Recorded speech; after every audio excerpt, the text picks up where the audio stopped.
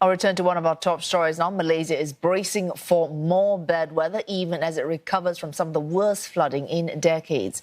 A red alert has been issued to 7 states, including Kedah, Penang and parts of Perak. Afif Arifin joins us from Sri Muda, one of the hard-hit areas in Selangor State. Afif, what's the situation where you are on the ground?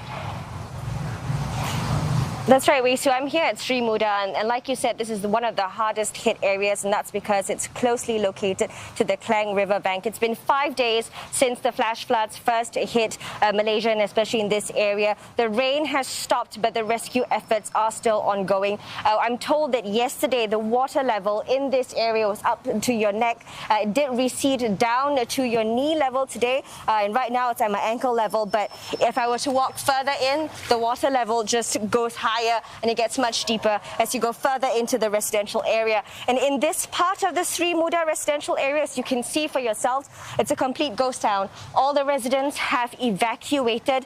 They've left their homes. And just to give you an example of how unprecedented and unpredictable the flash floods was, this house on my right, the gate has been damaged. Many of the belongings on the first floor have just been left behind because, I was told that it took less than an hour for the water levels to keep rising and forcing the residents to leave their homes. On this side, we can also see that this car is completely had been completely submerged in water, giving you an indication of just how high the water levels were.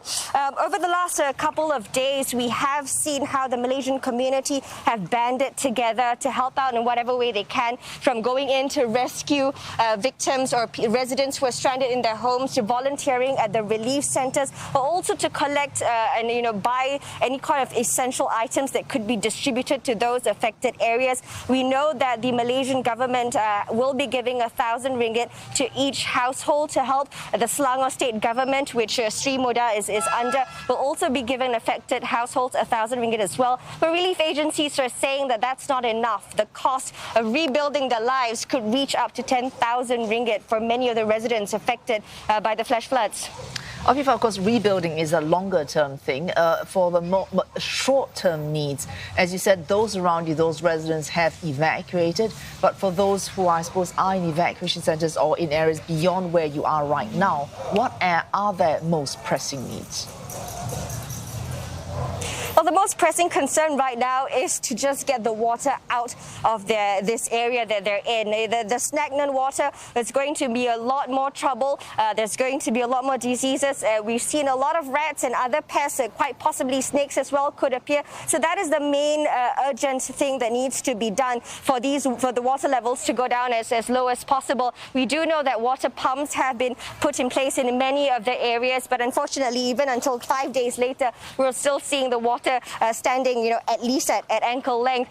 We have seen people, residents here coming in, going back to the houses, presumably to be taking more stuff to be brought to the evacuation centres. At this point, the donations, there is a donation tent here with essential items that are given, maybe like toothbrushes, ponchos and some dry clothing as well for the victims of the flash floods here. But donation drives are also calling for cleaning items, because in the weeks to come, when the water levels recede, the residents have to go home and clean out their houses, and that's not going to be an easy job, because they have to possibly repaint their houses, they have to scrape the mud off their walls and get rid of that filth and stench because of all the garbage that have been strewn around in this area.